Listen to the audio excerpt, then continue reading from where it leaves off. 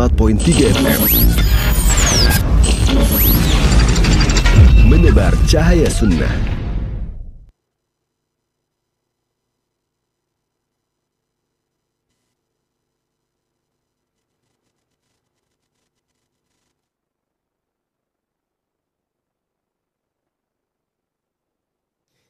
Bismillahirrahmanirrahim. Assalamualaikum warahmatullahi wabarakatuh. Ikhwatal Islam azani Allah wa iyyakum. Alhamdulillahirabbil alamin, hamdan katsiran thayyiban mubarakan fi kama yuhibbu rabbuna wa yarda, wassalatu wassalamu ala asrafil mursalin wa ala alihi wa ashabihi ajma'in wa man tabi'ahum bi ihsanin ila yaumil qiyamah, amma ba'du. Ikhwatul Islam azani Allah wa iyyakum, para pemerhati roja, sahabat roja dimanapun antum berada di malam hari ini, di malam Jumat yang tentunya kita mohon kepada Allah Subhanahu wa Ta'ala untuk diberikan keberkahan dan karunia-Nya di malam hari ini hingga menjelang esok pagi insyaallah, Allahumma amin. Ikhwatul Islam azani Allah wa iyyakum, pada kesempatan malam hari ini kembali kami hadirkan di ruang dengar Anda dan layar televisi Anda. Di sela-sela Anda sedang beristirahat di malam hari ini, kami hadirkan di tengah-tengah Anda semuanya pembahasan ilmu yang tentunya sangat bermanfaat bagi kita semuanya. Dan sebagaimana biasanya pada kajian malam hari ini kita akan membahas satu kitab yang akan diangkat dan dipaparkan bersama guru kita, Al-Ustadz Dr. MH Hasan Ayatullah Hafizahullah Ta'ala, yang akan mengangkat dari kitab Sahih Jami' Shaghir, dan insya Allah pembahasan yang akan beliau sampaikan di malam hari tentang adab dalam rumah. Ikhwatul Islam azani Allah wa iyyakum, setelah kajian disampaikan oleh beliau, kami membuka sesi interaktif soal jawab. Bagi Anda yang memperdalam materi yang telah beliau sampaikan, Anda bisa menelpon kami di 0218236543, ataupun Anda dapat bertanya melalui chat WA di 0218236543. Ikhwatul Islam azani Allah wa iyyakum, kita akan simak bersama kajian yang penuh dengan faedah ini. Dan alhamdulillah kami telah terhubung dengan Ustadz. Untuk berikutnya kami persilakan pada Ustadz menyampaikan materi. Falyatafadhal mashkuran Ustadz.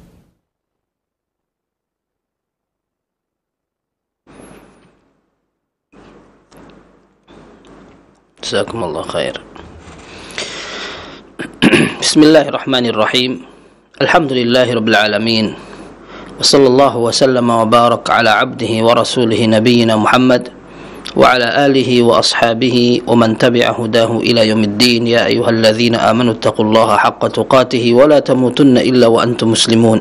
Ya ayyuhan nasu taqu rabbakumul ladzi khalaqakum min nafsin wahidah wa khalaqa minha zawjaha wa batha minhuma rijalan katsiran wa nisaa'a wattaqullaha alladzi tasaaluna bihi wal arham innallaha kana 'alaykum raqiba. Ya ayyuhalladzina amanu taqullaha wa qulu qawlan sadida yuslih lakum a'malakum wa yaghfir lakum dhunubakum wa man yuti'illaha wa rasulahu faqad faza fawzan 'azima, amma ba'd. Kaum muslimin dan muslimat, pemirsa Roja TV, pendengar radio Roja, dan seluruh kaum muslimin yang mengikuti pengajian ini, semoga Allah Azza wa Jalla memberi kita bimbingan, kekuatan untuk istiqamah di atas sunnah, di tengah keterasingan dan di tengah terpaan fitnah maupun ujian.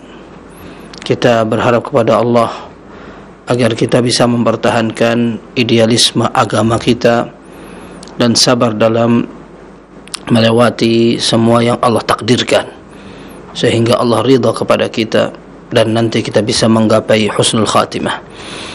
Ikhwah sekalian, kita akan membahas dan mengkaji beberapa hadis yang sahih dari karya Al-Imam As-Suyuti rahimahullah, dan telah dipilah dan dipilih oleh Asy-Syaikh Albani rahimahullahu ta'ala. Dan kita akan mengkaji beberapa hadis yang memang secara susunan tidak dalam satu judul, akan tetapi beberapa pembahasan.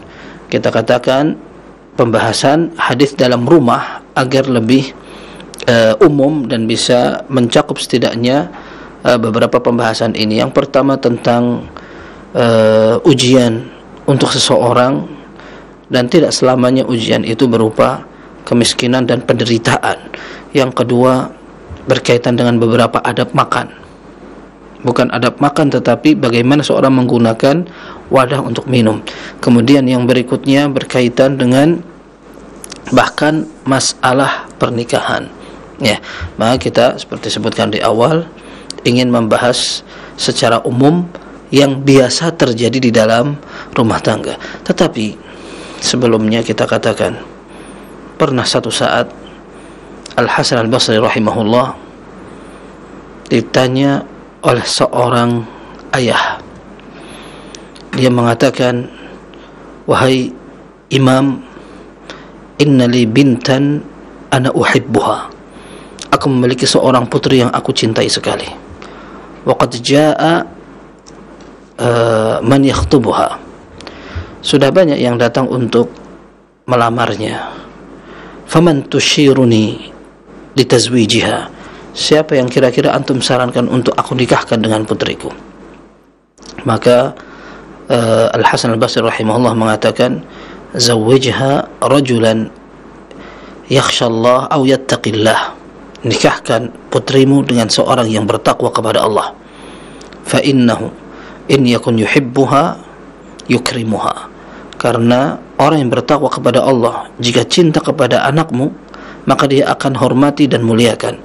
Wa in lam yakun yuhibbuha la yadhlimuha. Akan tapi jika dia tidak cinta kepada anakmu, maka minimal dia tidak menzaliminya. Kunci kesuksesan ketika seseorang berumah tangga adalah ketika dia bertakwa kepada Allah. Dia perhatikan agama, sehingga ketika dia tahu tentang aturan rambu-rambu bagaimana bersikap ideal seorang muslim dan seorang ahlus sunnah, maka dia tidak akan berbuat zalim, dan dia tahu hak kewajiban sampai mana, kemudian dia harus melaksanakan atau menunaikan tugas-tugasnya di dalam rumah tangga. Satu sisi dia seorang kepala keluarga, satu sisi dia adalah orang yang bertanggung jawab untuk keselamatan dunia akhirat.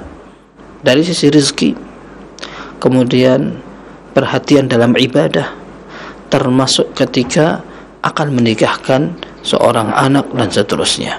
Oleh karenanya, memang kalau kita berbicara tentang sunnah, maka sunnah ini umum, tidak sekedar tentang pelajaran dan teori, akan tetapi semua kebutuhan rumah tangga, kebutuhan jual beli, bahkan kebutuhan ibadah merupakan koridor sunnah yang memang mau tidak mau kita harus pelajari. Semoga Allah Azza wa Jalla mudahkan itu semua. Baik, kita sampai pada hadis ke-9. Ya, dalam hadis ke-9 ini disebutkan oleh As-Suyuti rahimahullahu taala, qala rahimahullah, hadis yang berikutnya, al-faqra takhafun, apakah kalian takut dengan kemiskinan? Walladzi nafsi biyadihi, demi Allah yang jiwaku berada di tangannya, la tusabbanna 'alaikumud dunya sabban, dunia ini akan digelontorkan, disiramkan kepada kalian dengan jumlah yang banyak, seperti air yang disiramkan, begitu berarti banyak sekali yang akan diberikan kepada kalian. Hatta la yuzigha qalba ahadikum in azaghahu illahi, sampai hati sebagian kalian kalau memang bisa disesatkan, tidak ada yang menyesatkan kecuali dunia itu justru. Ya, wa aimullah, demi Allah, laqad taraktukum ala mithlil bayda, aku tinggalkan kalian dengan ajaran, dengan agama yang putih sekali, jernih. Lailuha wa naharuha sawa, siang dan malamnya sama, maksudnya jelas, tidak kalau malam tidak kelihatan. Kemudian semua sudah dijelaskan oleh Nabi sallallahu alaihi wasallam. Hadis ini seperti yang kita sampaikan kemarin, bahwa As-Suyuti rahimahullah berusaha untuk menyebutkan hadis secara rinci, secara singkat. Hadis ini disebutkan di sini ada tanda hasan, karena memang riwayatnya dinyatakan hasan. Ada seorang periwayat namanya Hisham ibnu Ammar. Ya, Hisham ibnu Ammar ini saduq, seorang yang dipercaya, cuman di bawah thiqah, sehingga hadisnya hasan. Baik, kemudian ha itu artinya adalah Ibnu Majah yang meriwayatkan dari sahabat Abu Darda. Dan riwayat ini di dalam Sunan Ibnu Majah disebutkan lebih lengkap. Jadi para sahabat sedang ngobrol, berbincang dan berdiskusi, maka salah seorang di antara mereka bercerita, kharaja alaina Rasulullah sallallahu alaihi wasallam, Nabi sallallahu alaihi wasallam keluar, wa nahnu nadhkurul faqr wa natakhawwafuhu. Kita sedang ngobrol-ngobrolin tentang kemiskinan dan kita ketakutan, nanti gimana kalau kita miskin banget gitu. Qal al-faqra takhafun. Nah, baru Nabi SAW sampaikan hadis ini.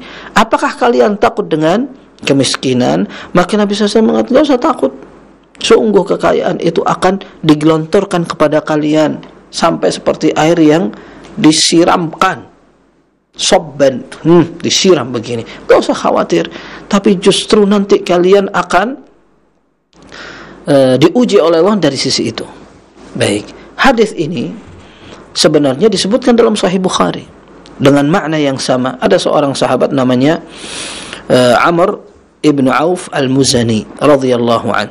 Dia cerita Nabi sallallahu alaihi wasallam mengutus seorang sahabat untuk menaklukkan kota Al-Bahrain. Al-Bahrain bukan negara Bahrain yang sekarang. Disebutkan oleh para ulama, Al-Bahrain yang ada dalam hadis itu sebuah tempat yang memang dekat dengan laut yang sekarang. Tempatnya memang dekat, dan sekarang ini masuk ke dalam area Arab Saudi, di daerah timur, di sekitaran Qatif, Ahsa, Dammam dan sekitarnya, ya daerah sana. Artinya memang sekitaran itu, ya dekat Teluk.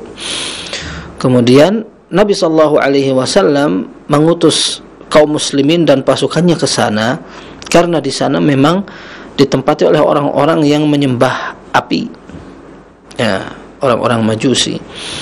Kemudian Nabi SAW ajak mereka kepada Islam, kalau tidak ya berarti bayar jizyah. Akhirnya mereka sepakat, iya oke, kita bayar jizyah. Lalu Nabi SAW menjadikan petugas atau penguasa dari kaum muslimin yang di sana seperti gubernur adalah seorang yang bernama Al-Ala ibn al-Hadrami radhiyallahu an. Kemudian Nabi SAW menugaskan seorang sahabat lain, salah satu calon penghuni surga namanya Abu Ubaidah ibn al-Jarrah. Ini dalam Sahih Bukhari semua kisahnya.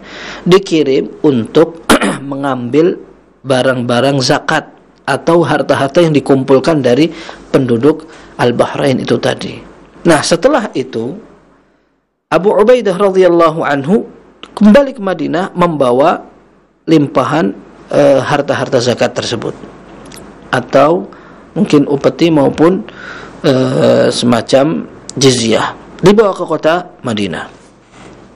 Ketika sampai kota Madinah, ternyata waktunya menjelang subuh. Kebetulan pada saat itu ada beberapa orang fuqara dari kalangan sahabat.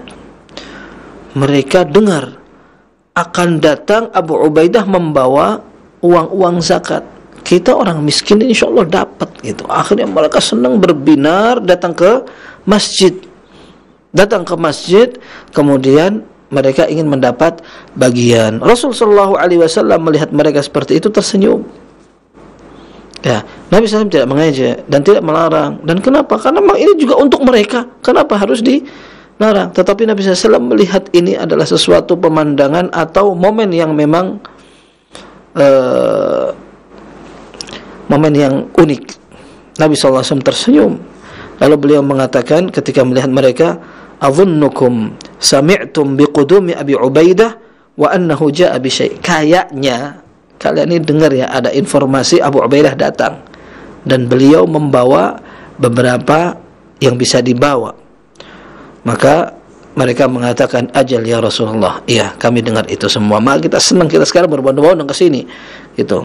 Maka Nabi SAW mengatakan, "Fa abshiru wa ammilu ma yasurrukum." Insyaallah. Silahkan kalian berharap insyaallah akan dapat yang membahagiakan kalian. Lalu beliau mengatakan dengan makna yang sama dengan yang kita bahas, "Fa wallahi mal faqra akhsha 'alaikum." Demi Allah, aku tidak mengkhawatirkan kemiskinan kepada kalian.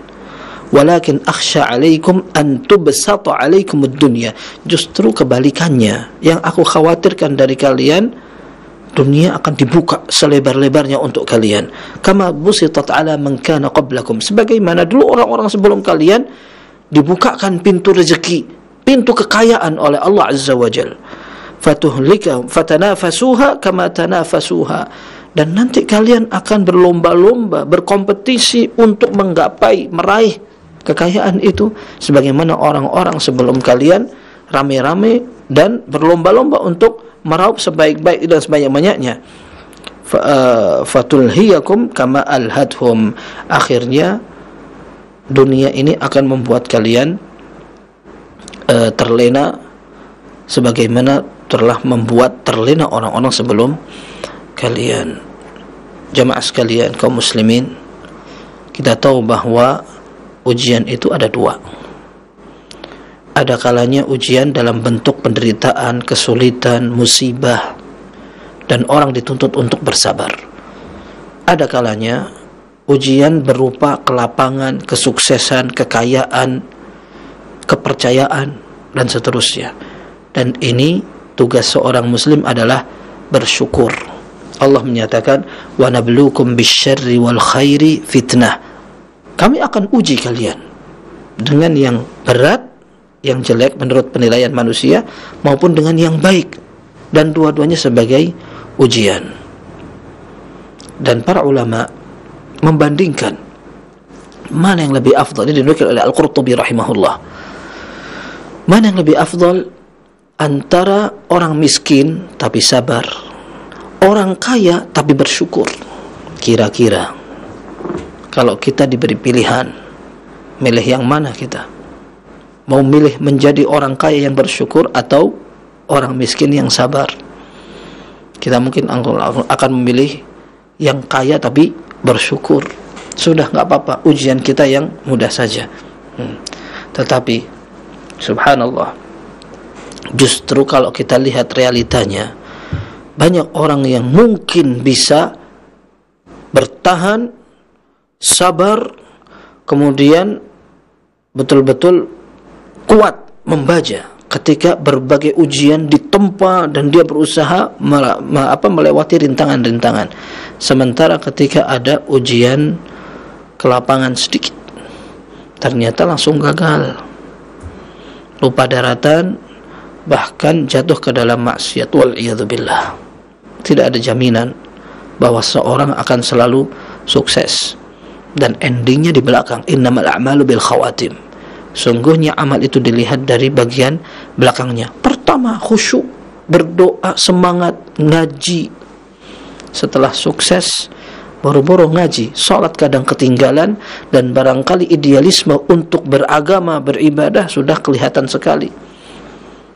Meremehkannya, kemudian menggampangkan, bahkan maksiat demi maksiat mulai dikerjakan. Mudah-mudahan Allah hindarkan kita semua. Dan Allah mengatakan, wa qalilun min ibadiyasy syakur, dan sedikit hambaku yang bersyukur. Sehingga tidak gampang sebenarnya. Baik, Al-Qurtubi mengatakan, mana yang lebih afdal antara orang miskin yang sabar dan orang kaya yang bersyukur? Kata beliau ada 5 pendapat. Ada yang mengatakan orang kaya yang bersyukur afdal, karena dia bisa beramal lebih banyak dari orang miskin. Seperti dalam hadis Abu Hurairah, yang orang-orang miskin dari kalangan sahabat, mereka minta agar Nabi Shallallahu Alaihi Wasallam memberi solusi ketika mereka kalah star dengan orang-orang kaya.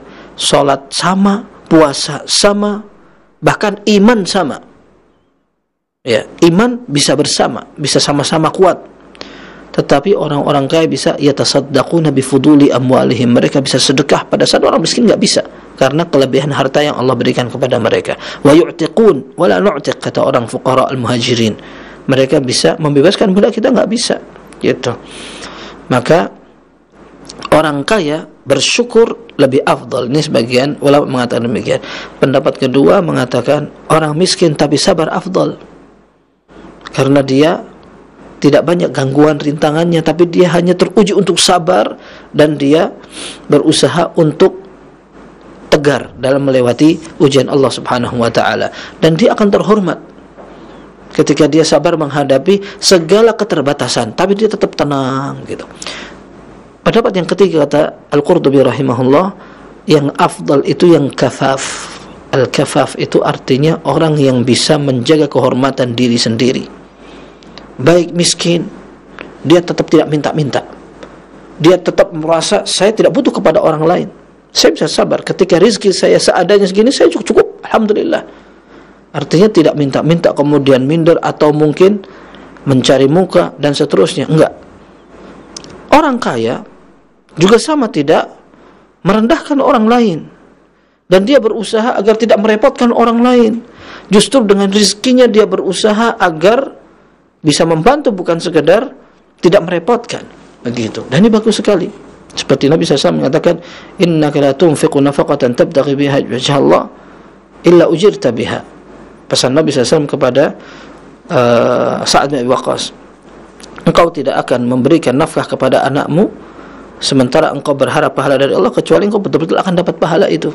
Innaka intadhar warathataka aghniya khairul laka min an tadharhum 'alatan yatakaffafuna an-nas. Kamu tinggal anak keturunanmu dalam keadaan berada lebih baik, sehingga mereka tidak perlu minta-minta kepada orang lain. Ini ada pendapat seperti itu, yang kafaf, yang bisa menjaga kehormatan dirinya. Kemudian yang keempat, pendapat yang mengatakan tergantung orangnya. Terkadang miskin sabar lebih afdal, terkadang kaya tapi bersyukur afdal, tergantung masing-masing personal. Tidak bisa dihukumi sama semuanya. Pendapat yang kelima, tawakuf alias tidak berkomentar, karena memang dua-duanya ada keutamaannya. Kata Syekhul Islam Ibnu Taimiyah rahimahullah, para ulama salaf tidak biasa membandingkan dua kenyataan itu. Tetapi yang afdal adalah yang paling bertakwa. Kalau seandainya seorang miskin bertakwa karena sabar, berdoa dengan khusyuk, minta hanya kepada Allah dan tidak bergantung kepada makhluk dan manusia, alangkah baiknya. Orang kaya membantu nyekolahkan anak, membangun masjid, menopang dakwah dan seterusnya, alangkah bahagianya, seperti Utsman radhiyallahu an. Nah, tapi mana yang lebih bisa menyokong ketakwaan, itulah yang afdal, kata Syekhul Islam Ibn Taimiyah rahimahullahu ta'ala. Di sini kita tahu bahwa ada riwayat yang mengatakan ni'mal malus salih lirrajulis salih, sebaik-baik uang jika dimiliki oleh orang yang saleh, sehingga penggunaannya bisa sesuai dengan keinginan syariat. Nah, intinya di sini disebutkan bagaimana seseorang ketika justru diuji oleh Allah Subhanahu wa ta'ala dengan kekayaan, ternyata bisa binasa, bisa bahaya daripada kalau seandainya diuji dengan kemiskinan. Nabi SAW sampaikan kepada mereka, ini hadis sahih dalam Sahih Bukhari, aku tidak khawatir kalian miskin biasa, sudah biasa kita lewatin, tapi justru khawatir nanti kalau kaya. Orang kadang berubah begitu. Dan subhanallah, kalau kita lihat bagaimana kehidupan para sahabat, memang dulunya pernah miskin yang tidak kebayang di zaman sekarang. Bagaimana sebagian mereka hanya punya satu helai sarung, tidak ada yang lain. Ya, tidak ada yang lain, sarung benar. Dalam hadis ketika seorang sahabat ingin menikah, ditanya oleh Nabi SAW, ma asdaqtaha, kamu mau kasih mahar apa? Ya, sarungku ini, sarungku yang aku jadikan mahar. Kata Nabi SAW, in labistaha lam yakun 'alaiha minhu syai' wa in labisathu lam yakun 'alaiha minhu syai' aw lam yakun 'alaika minhu syai'. Kalau kamu mau jadikan sarung yang kamu pakai sekarang sebagai mahar, nanti kalau pas kamu pakai, sama aja istrimu enggak bisa menikmati sarung ini. Tapi kalau dia yang pakai, kamu pakai apa? Saking enggak ada bajunya. Di zaman Jabir bin Abdullah radhiyallahu anhu, pernah beliau pakai sarung atau kain itu betul-betul dipakai sebisanya. Maka kata Nabi sallallahu alaihi wasallam, "Ma hadzal ihtimalul ladzi ra'aitu?" Kamu kenapa pakai sarung kayak kerudukan gitu? Kerudukan itu artinya ya asal di buletin aja di baju gitu. Maka dia mengatakan, "Ya Rasulullah, innahu thawb." Ini baju yang kesempitan. Maka Nabi SAW menyatakan, in kana wasi'an faltahif bih wa in kana dayyiqan fattazir bih. Kalau bajumu lebar, kamu pakai selimutan tidak apa-apa, disampirkan di sini, nanti dari ujung di sini sampirkan sini, sudah menutupi bawahnya, tidak apa-apa. Tapi kalau sempit, tidak usah mikir atas, sudah bawah aja dipakai sarung, daripada nanti terbuka auratnya. Ini dulu kondisi para sahabat ketika Jabir menikah. Nabi SAW tanya kepada beliau, ini dalam hadis Sahih Bukhari dan Muslim, "Attakhadhta anmatan, apakah kamu sudah buat karpet di rumahmu?" Maka Jabir bin Abdullah mengatakan, "Anna yakunu lana anmat ya Rasulullah." Gimana kita kepikiran untuk beli karpet? Rumah seadanya. Anak nikah juga dengan janda karena adik-adikku perempuan semua dan bapakku meninggalkan hutang. Anak enggak ingin tambah beban. Sehingga apa adanya sudah. Kata Nabi SAW, "Ama innaha satakun." Nanti akan ada seperti itu. Akan terjadi. Artinya Allah akan bukakan pintu dunia. Dan ternyata benar. Ketika kaum muslimin semakin kuat, penaklukan kota dan penyebaran dakwah sampai daerah kekuasaan semakin bertambah. Akhirnya kaum muslimin semakin Allah kasih kemudahan dalam urusan ekonomi. Sampai para sahabat banyak yang mulai berbeda kehidupannya. Sehingga sebagian mereka mengatakan semua dari kalangan sahabat ini berubah kecuali 2 orang. Di antara salah satunya adalah Abdullah bin Umar. Beliau yang pernah mengatakan, "Ma syabi'tu mundu 4 ashhur." Aku sejak 4 bulan tidak pernah merasakan kenyang sama sekali. Walaysa dzalika anni la utiquhu. Bukan karena aku tidak mampu, akan tapi adraktu aqwaman yaju'una aktsara mimma yashba'un. Akan tapi dulu aku pernah mendapatkan sebuah komunitas orangnya lebih banyak lapar daripada kenyang. Ya, artinya ini adalah kesederhanaan yang dipertahankan oleh Abdullah bin Umar radhiyallahu anhuma. Baik. Dan ini juga menjadi pengingat bahwa masalah rezeki tidak akan tertukar, kata orang. Dan Allah Azza wa Jal menentukan rezeki seseorang dengan serba adil. Dan orang tidak akan mati sampai jatah rezekinya telah dipenuhkan oleh Allah Azza wa Jal. Maka tidak perlu kita khawatirkan. Dan Allah Maha Razzaq. Kita minta kepada Allah dengan usaha yang kita mampu. Akan tapi kita harus berhati-hati ketika Allah justru uji kita dengan kelebihan harta. Bisa jadi itu merupakan salah satu sebab kehancuran dan kelupaan kita, wal'iyadzubillah. Maka kita minta kepada Allah agar kita ini sukses, terutama orang-orang yang kaya mendadak atau tiba-tiba kaya. Ya, kata orang itu bahaya sekali. Sehingga efeknya cepat, congkak, sombong. Kemudian mungkin tidak merasa butuh untuk ngaji, belajar agama, sudah sukses. Kalau belajar saja, ngapain saya harus belajar tinggi-tinggi? Saya nggak usah sekolah aja berhasil bisnis, kenapa harus itu? Tapi masalahnya kita kalau berbicara agama, kita ini fuqara ilallah, kita miskin sekali depan Allah Subhanahu wa ta'ala. Maka kita belajar agar kita tidak terlalu menzalimi diri sendiri karena tidak menunaikan hak Allah Subhanahu wa ta'ala. Baik, ini hadis yang pertama malam ini kita bahas. Kemudian hadis yang kedua dan ketiga, ini adalah hadis yang ke-10 dan ke-11, hampir sama, berkaitan dengan masalah tempat minum. Kita perhatikan bahwa di dalam syariat ini semua syariatnya lengkap, ya. Syariatnya lengkap. Sampai masalah buang hajat dibahas. Ya, apalagi dalam masalah adab makan, minum, istirahat, menyambut tamu, berhubungan dengan keluarga dan juga orang lain, semua lengkap dalam syariat. Baik. Hadis yang berikutnya ini disebutkan dari hadis Ibnu Abbas radhiyallahu anhuma. Ya. Qal amurukum bi arba'in wa anhaakum an arba'.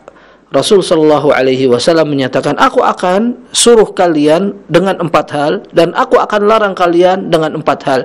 Ini tidak menjadi pembatasan. Selain yang 4 enggak aku suruh kalian. Selain yang 4 enggak aku larang, tidak. Akan tapi kata para ulama ini adalah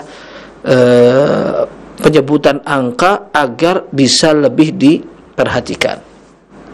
Kalau dengerin, saya mau begini, orang bisa sumpek dan bingung karena kebanyakan. Tapi kalau dari awal sudah dibilang saya mau sampaikan 4, maka dia akan bisa menghitung apa yang akan disampaikan sehingga lebih perhatian. Baik, Nabi SAW mengatakan, saya akan suruh kalian dengan 4 dan aku larang kalian dari 4 perkara. Yang pertama, amurukum bil imani billahi wahdah. Aku perintahkan kalian untuk beriman kepada Allah, bertauhid, menjadi seorang yang menghamba kepada Allah, menjernihkan ibadah. Atadruna mal imanu billahi wahdah? Tahukah kalian bagaimana seorang beriman kepada Allah satu-satunya? Syahadatu an la ilaha illallah wa anna Muhammadar Rasulullah. Iman itu artinya kalian bersaksi tidak ada ilah atau Tuhan yang berhak disembah kecuali Allah, dan Muhammad sallallahu alaihi wasallam adalah utusan Allah. Wa iqamis salati wa ita'iz zakati wa siyami Ramadan wa an tu'addu khumusa ma ghanimtum. Termasuk di antara yang menunjukkan iman adalah salat, zakat, puasa Ramadan, dan kalian menunaikan 1/5 dari rampasan perang yang kalian dapatkan. Ini adalah syariat. Dalam surat Al-Anfal disebutkan wa'lamu annama ghanimtum min syai'in fa anna lillahi khumusahu walirrasuli walidhil qurba ila akhiril ayah. Ketahuilah bahwa apa yang kalian rampas dari peperangan apapun, ingat ada jatah 1/5 di situ untuk Allah dan Rasulnya dan juga untuk beberapa kalangan yang disebutkan. Ya, dan ini penting karena orang seringkali tamak ketika melihat ada dunia. Nah, sehingga Nabi SAW mengingatkan, kalian tunaikan yang 1/5, jangan langsung diambil semua. Baik. Sebutkan juga di sini bahwa iman ditafsirkan dengan amal soleh. Ahlus sunnah wal jamaah meyakini bahwa orang yang sempurna imannya adalah orang yang menggabungkan antara kekuatan keyakinan maupun bukti amal soleh yang menjadi cerminan keimanannya. Orang mengatakan at-taqwa hahuna, yang penting ketakwaan itu dalam hati, lalu penampilannya buka aurat, solat ketinggalan, bahkan wal'iyadzubillah maksiat dosa besar jalan terus. Ini iman omong kosong di sini. Orang beriman, menjadi ahlus sunnah, ngerti tentang agama, itu berlaku semuanya, bukan hanya keyakinan saja, tetapi kelihatan juga dari praktek keseharian.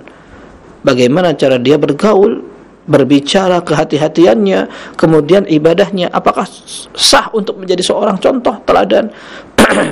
Nah, ini semua menunjukkan bahwa Ahlus Sunnah wal Jamaah memperhatikan keimanan dengan menyeluruh, tidak hanya sekedar yang diyakini kemudian tidak perlu memperdulikan penampilan, atau yang lahir tidak diperhatikan, yang penting yang batin, atau kebalikannya. Enggak, semua saling melengkapi.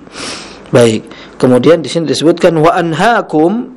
Nah, ini sekarang aku larang kalian dari 4 perkara. Ternyata 4 perkara ini berkaitan dengan wadah-wadah yang terbuat dari berbagai macam bahan, tapi intinya sama. Kalau dipakai untuk tempat minuman yang sudah dicampurkan dengan bahan yang bisa memabukkan, maka dia akan semakin cepat dalam membentuk khamar. Disebutkan di sini wa anhaakum 'anid dubba, aku larang kalian dari ad-dubba. Dubba ini artinya adalah al-qar'ul yabis, ya, seperti buah labu tapi yang kering. Ya, buah labu, kita kenal buah labu itu, ya, dikeringkan, kemudian diambil dalamnya, dagingnya diambil sehingga lubang. Kalau sudah lubang begini, maka dia bisa dipakai untuk tempat minuman. Baik, apa yang biasanya dimasukkan ke dalam tempat seperti ini? Biasanya namanya nabidh. Nabidh itu orang ketika bikin air putih, dimasukin kurma. Kurma ini dicampur sama air agar airnya berubah menjadi manis. Nah, ini namanya nabidh. Nabi SAW minum nabidh karena beliau suka air kurma. Kalau zaman kita barangkali yang serupa seperti air tape, hampir sama. Ya, jadi memang tujuannya agar dirasa lebih nyaman dan enak minuman itu. Ya, dikasih kurma. Tetapi Nabi SAW tidak minum terus. Beliau hanya minum 3 hari. Setelah lebih dari 3 hari beliau buang kalau seandainya masih tersisa. Kenapa? Karena ada kemungkinan akan yakhtamir, berubah menjadi keras. Nah, kalau dimasukkan ke dalam dubba yang tadi kita sebutkan itu, kayak al-qaryabis atau buah labu yang dilobangin dalamnya, kadang di atas dijadikan tutupnya. Jadi bentuk labu dipotong, atas jadi tutup, bawah jadi tempatnya. Kemudian digerowongin gitu ya, dilobangin, kemudian sampai ada tempat yang lowong, ada rongga, lalu dimasukin air kurma. Masukin air kurma, lalu ditutup. Dibiarkan berapa hari akan membuat air kurma ini lebih cepat proses pembusukannya sehingga akan menjadi panas. Baik. Kemudian disebutkan wan naqir. An-naqir ini sama disebutkan oleh para ulama seperti An-Nawawi rahimahullah, dia ambil sebatang pohon. Nah, di bawahnya itu atau kayu yang besar itu, dari dahan, bukan dahan tapi ya ini pohonnya ini. Nah, dipotong. Bagian atas menjadi tutup, bagian bawah menjadi bejananya, dilobangin di dalam. Ya, lobangin di dalamnya kayu itu. Nah, nanti dia akan menjadi tempat minum. Masukkanlah di situ air kurmanya, ditutup lagi. Nah, prosesnya sama, prakteknya juga sama, cuman bahannya yang berbeda-beda. Kemudian yang berikutnya al-hantam. Al-hantam sama. Al-hantam cuman dalam bentuk semacam kayak kendi atau panci, tapi terbuat dari tanah liat. Nah, kemudian dia diwarnain dengan hijau, warna hijau. Ini namanya hantam. Wal muzaffat ini hampir sama, tempat dari tanah liat kemudian dilapisin dengan minyak yang berwarna hitam atau ya semacam pelapis agar dia bisa lebih tahan lama begitu. Nah, ini disebutkan di dalam hadis ini, aku larang kalian dari 4 ini. Yang pertama dubba, tadi kita sebutkan, dubba adalah buah labu yang dikeringkan kemudian dikeruk, ya, dikeruk di tengahnya untuk tempat air. Yang kedua an-naqir. An-naqir itu pohon, ya, batang pohonnya yang dikerok tengahnya, dipotong kemudian dikerok tengahnya untuk tempat air minum. Hantam kita akan disebutkan jirarun akhdar atau khudar, ya, jadi kayak kendi atau kayak tempat apa yang dipakai untuk menyimpan air itu. Kemudian al-muzaffat adalah tempat yang hampir sama tapi dicat atau dilapisin dengan minyak. Intinya ini dilarang oleh Nabi sallallahu alaihi wasallam karena memang bisa mengakibatkan proses pembusukan air kurma itu dengan cepat sehingga panas, berbusa, kemudian diminum dengan tempo yang lebih lama akan memabukkan. Nah, ini tidak dibolehkan oleh Nabi sallallahu alaihi wasallam. Ya. Tapi setelah itu larangan ini dihapus. Yang penting kalian mau pakai alat dan bahan apapun untuk nyimpan air, silahkan. Tapi jangan sampai menyimpan minuman yang dapat memabukkan. Mau berapa hari, mau bentuk bahannya apa, silahkan. Yang penting jangan sampai memabukkan. Ya. Kalau dulu Nabi SAW sampai mengizinkan untuk menggunakan tempat atau wadah yang terbuat dari kulit. Kalau mau nyimpen air kurma di situ, maka pakailah tempat yang terbuat dari kulit. Kenapa? Karena kulit ini tipis, sehingga kalau dibuka kelihatan, oh ini sudah mulai yaktamir atau sudah berubah, berbusa dan seterusnya, kelihatan. Atau minimal bahkan alat yang dari kulit itu akan kelihatan berubah ketika sudah terjadi ikhtimar atau air kurma tadi sudah mulai mengeras, ya. Tapi akhirnya dihapus seperti kita sebutkan. Nabi sallallahu alaihi wasallam pernah menyatakan, "Kuntu nahaitukum 'anil intibadh illa fil asqiyah." Dulu aku pernah larang kalian dari membuat nabidh, air kurma tadi itu, kecuali kalau di beberapa tempat minum. Fantabidhu fi kulli wi'ain wa la tashrabu muskira. Kata Nabi sallallahu alaihi wasallam, sekarang aku izinkan kalian mau pakai bahan apapun dari semua wadah-wadah itu silahkan, tapi yang penting jangan sampai kalian minum yang bisa memabukkan meskipun air kurma gitu. Itu sama juga kalau seandainya ada air tape, ya, lalu dibiarkan sampai lama, masukkan ke dalam botol. Bahkan saya pernah Dengar itu kadang orang kalau bikin arak itu sampai ditanam di bawah tanah, kemudian ditimbun pakai tanah, nanti ada waktu-waktu tertentu baru dibuka lagi, dikeluarin bambunya, maka jadilah minuman arak. Ya. Nah, ini intinya kalau seandainya seorang membuat untuk berarak-arak ria, ini enggak boleh. Baik, hadis berikutnya sama. Amurukum bi arba'in wa anhaakum an arba'. Aku perintahkan kalian dengan 4 perkara dan aku larang kalian dari 4 perkara. U'budullah wa la tusyriku bihi syai'a. Sembahlah kepada Allah, sembahlah, beribadahlah kepada Allah, tauhidkan Allah. Dan jangan kalian menyekutukannya sama sekali.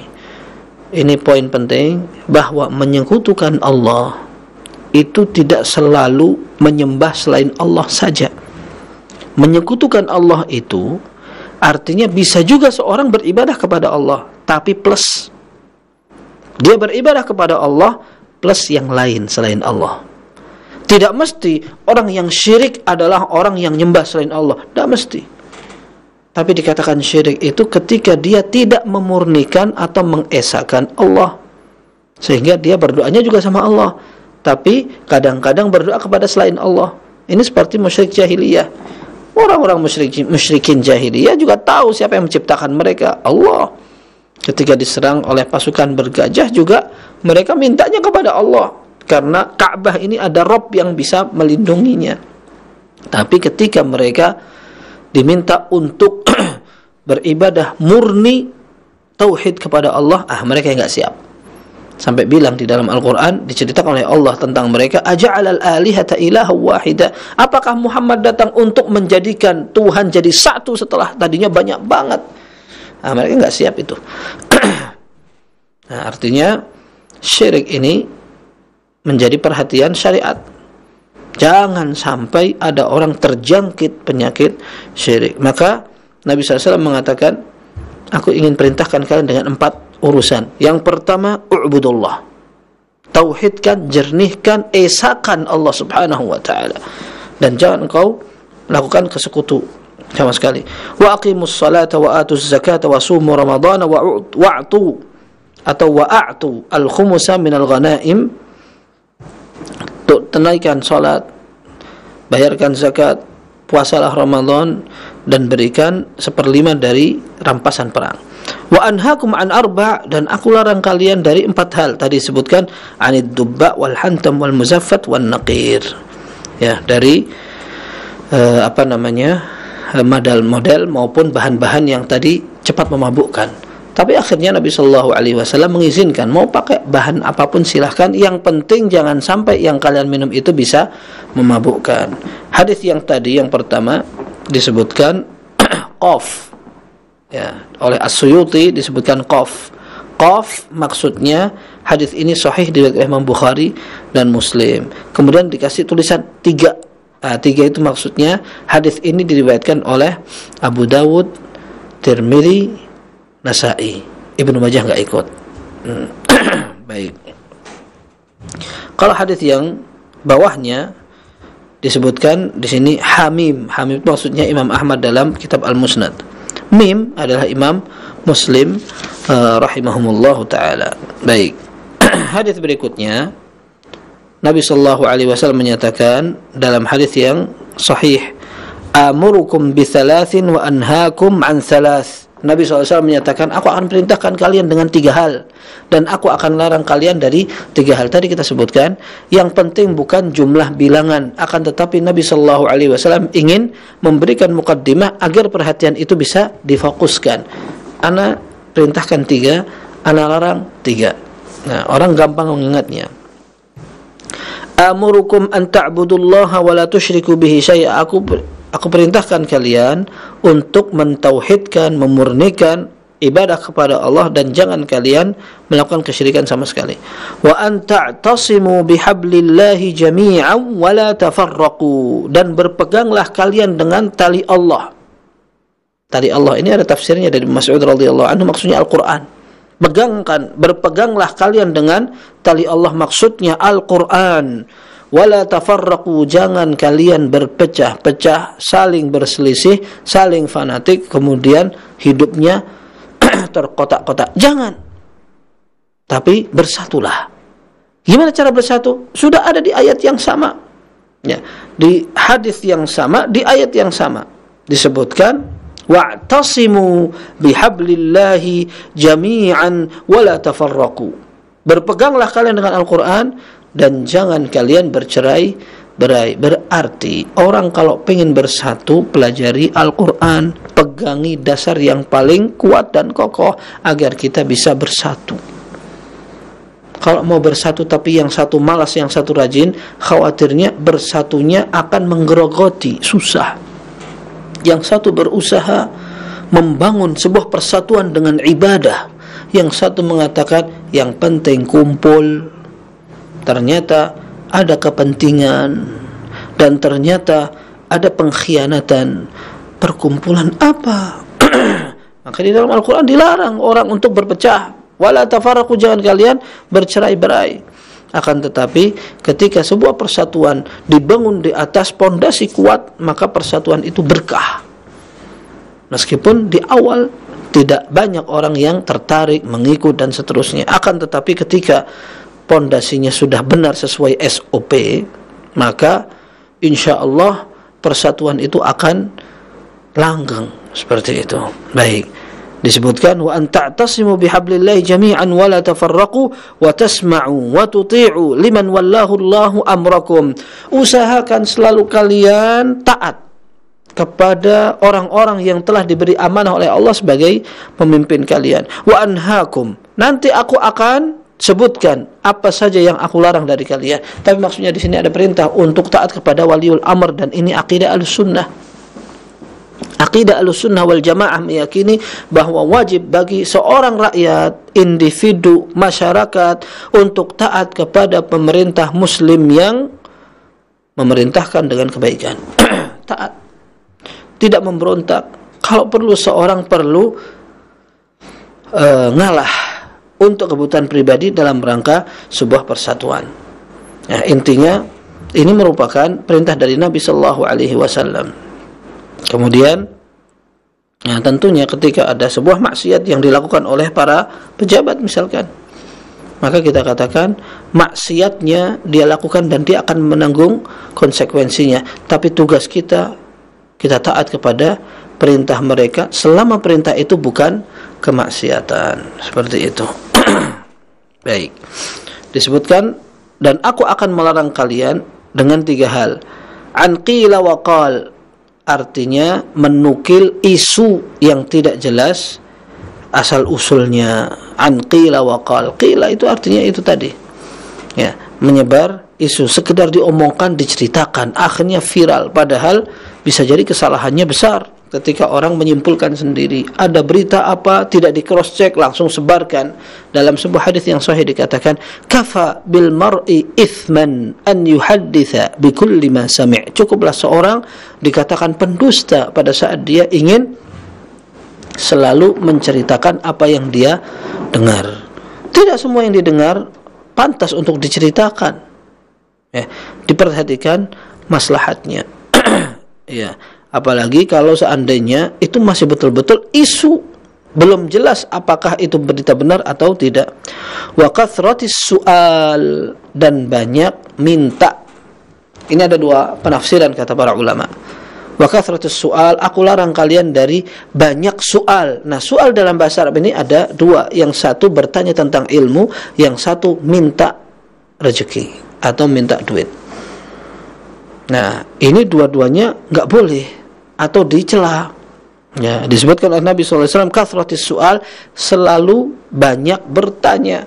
Kalau seandainya pertanyaan itu memang merupakan hal yang dibutuhkan untuk belajar, untuk beragama, maka tidak mengapa. Tetapi yang dicela di sini adalah ketika seorang banyak tanya, banyak bertanya, kemudian khawatirnya pertanyaan itu justru akan merugikan. Sampai dalam sebuah hadis dikatakan, inna a'zamal muslimina fil mu'minina jurman. Ya, sungguhnya seorang muslim yang paling besar dosanya kepada seorang muslim, man sa'ala an syai'in lam yuharram fa hurrima min ajli mas'alatihi. orang yang bertanya sesuatu yang tidak diharamkan aslinya, tapi gara-gara dia tanyakan terus akhirnya diharamkan. Nah, ini kalau ada orang yang dikatakan suka ngomong, kemudian semua diceritakan, ya. Dan tadi kita sebutkan cukuplah seorang dikatakan berdosa, ya, atau berbohong, kafabil mar'i kadziban, cukuplah seorang dikatakan pembohong pada saat dia menceritakan setiap yang dia dengar. Sampai perkataan sebagian ulama mengatakan kalau ada orang yang ingin menjadi teladan, tokoh, dihormati, atau posisi yang memang luar biasa, maka jangan gampang cerita semua yang dilihat. Dan orang ketika bisa menjaga omongannya, maka dia semakin terhormat.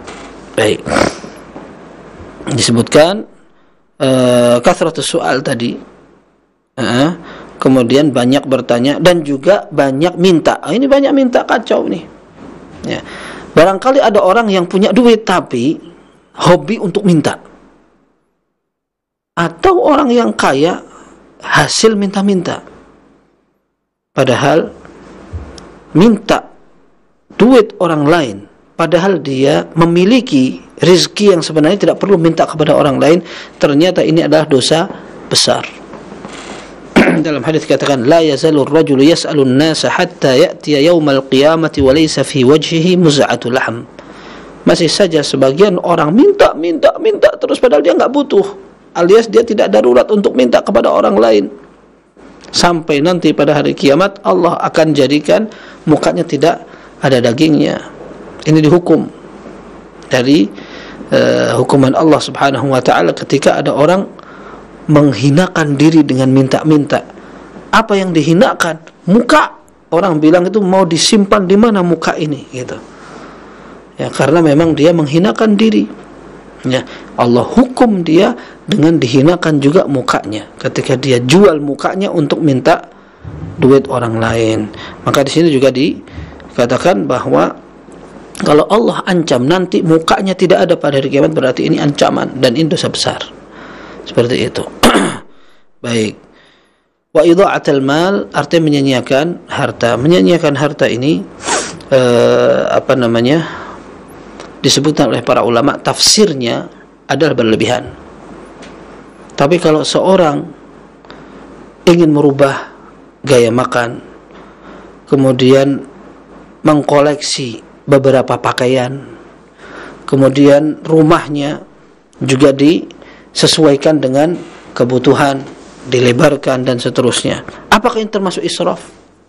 Sebagian ulama mengatakan kalau dia memiliki kelebihan harta atau kelebihan kebutuhan, berarti ada israfnya, ada sifat berlebihannya. Tapi sebagian ulama mengatakan selama tidak berlebihan, tidak mubadzir, aman, dan dia mampu. Ya, orang beli makanan, beli pakaian, beli kendaraan atau gaya hidup yang lain karena memang kebutuhan dan pemasukannya ada, maka tidak dikatakan bahwa ini israf atau berlebihan. Ya. Tapi intinya menyia-nyiakan harta ketika seorang ini disebutkan oleh para ulama, ya, tidak menggunakan hartanya untuk kepentingan dan maslahat dunia maupun akhirat. Ini namanya idha'atu al-mal. Baik. Ini hadis yang kita pelajari. Ada sedikit lagi ini, yang 13 dan 14 ini sama, ya. Kalau yang ini sekarang barusan adalah hadis yang ke-12. As-Suyuti rahimahullah menyebutkan rumusnya hal. Hal ini singkatan dari Al-Hilyah li Abi Nu'aim Al-Asbahani. Nah, hadisnya dinyatakan sahih oleh Syekh Albani rahimahullah. Kemudian hadis ke-13 dan 14 kita baca sebagai penutup. Dalam hadis ini dikatakan amirun nisa'a fi anfusihin, ajaklah diskusi para wanita. Tapi di sini dimaksudkan wanita adalah anak-anak yang sudah mulai beranjak baligh, mulai masuk ke baligh, atau yang penting perempuan-perempuan kalian, bisa adik, bisa keponakan, bisa apa, yang menjadi mahram di rumah itu ketika mereka balik, maka kalau seandainya para wali akan menikahkan mereka, perlu kiranya diberikan penawaran. Amirun nisa, ajak mereka bermusyawarah. Fa inna thayyiba tu'ribu an nafsiha. Karena thayyib itu artinya seorang wanita yang pernah berhubungan badan, itu intinya. Maka sebagian ulama mengatakan zina pun kalau seandainya pernah dilakukan oleh seorang wanita atau laki-laki, maka namanya sudah thayyib. Kata Nabi SAW, fa inna thayyiba tu'ribu an nafsiha. Seorang yang janda, dia bisa menunaikan atau menjelaskan dengan gamblang keinginannya. Wa idnul bikri samtuha. Adapun perawan, maka dia lebih malu untuk ngomong tentang masalah pernikahan, kebutuhan yang berkaitan dengan fisik dan seterusnya. Dia lebih malu, maka dia akan diam kalau seandainya ditanya. Maka ketika ditanya kok ternyata dia diam, maka ini tanda ridhonya. Dalam hadis yang sahih riwayat Bukhari dan Muslim, Nabi sallallahu alaihi wasallam menyatakan, la tunkahul ayyimu hatta tusta'mar wa la tunkahul bikru hatta tusta'dzan. Seorang janda tidak dinikahkan sampai oleh walinya diajak untuk diskusi, rembugan dan seterusnya. Kemudian orang perawan, dia juga tidak boleh dipaksa untuk nikah. Dimintai pendapat, diberitahu, difahamkan dan seterusnya. Kalau seandainya dia rela, maka dia akan diam. Hatta tusta'dzan, dimintai izin. Qalu ya Rasulullah wa kaifa idnuha? Gimana kira-kira tanda bahwa si anak perempuan ini mau? Qal idnuha sukutuha. Dia mau dan memberikan izin untuk dinikahkan, itu tandanya adalah dengan diam. Baik, kemudian hadis ini disebutkan dalam At-Tabarani, ya, disebutkan top di situ, itu artinya At-Tabarani. Kemudian ada haq, itu maksudnya singkatan dari Al-Baihaqi di dalam As-Sunan Al-Kubra. Nah, Anil Urs ibnu Amirah, ini nama sahabat yang meriwayatkan hadis ini. Terakhir, hadis yang semakna, Rasulullah SAW menyebutkan, amirul yatimata fi nafsiha wa idnuha sumatuha.